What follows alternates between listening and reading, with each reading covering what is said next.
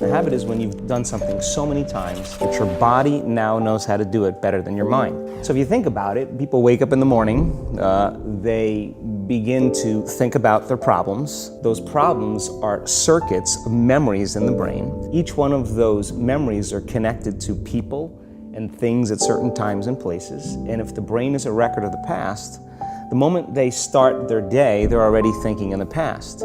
Each one of those memories has an emotion. Emotions are the end product of past experiences. So the moment they recall those memories of their problems, they all of a sudden feel unhappy, they feel sad, they feel pain. Now, how you think and how you feel creates your state of being. So the person's entire state of being when they start their day is in the past. So what does that mean? The familiar past will sooner or later be predictable future. So if you believe that your thoughts have something to do with your destiny, and you can't think greater than how you feel, or feelings have become the means of thinking, by very definition of emotions, you're thinking in the past. And for the most part, you're going to keep creating the same life.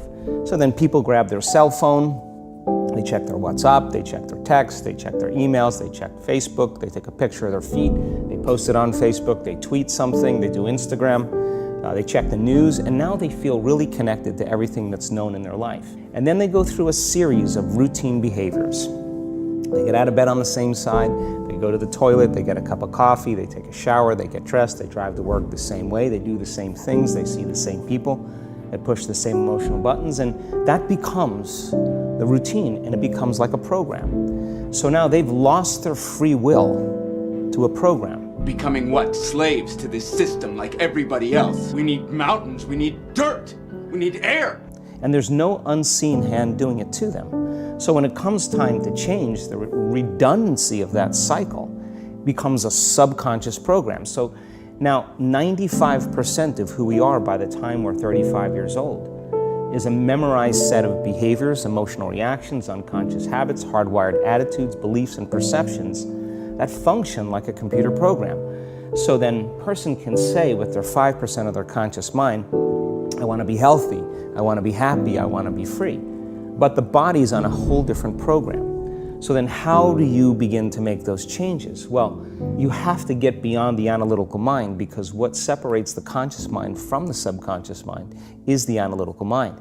So most people then wait for crisis or trauma or disease or diagnosis. They wait for loss, some tragedy to make up their mind to change. And my message is why wait? And that's where meditation comes in, because you can teach people through practice how to change their brainwaves, slow them down. And when they do that properly, they do enter the operating system where they can begin to make some really important changes. And then I think the hardest part is to teach our body emotionally what the future will feel like ahead of the actual experience. Your body is your unconscious mind. In a sense, if you're sitting down and you start thinking about some future worst case scenario that you're conjuring up in your mind, and you begin to feel the emotion of that event, your body doesn't know the difference between the event that's taking place in your world, outer world, and what you're creating by emotion or thought alone. So most people then, they're constantly reaffirming their emotional states. So when it comes time to give up that emotion, they can say, I really want to do it, but really the body is stronger than the mind because it's been conditioned that way. So the servant now has become the master, and the person all of a sudden, once they step into that unknown, they'd rather feel guilt and suffering because at least they can predict it.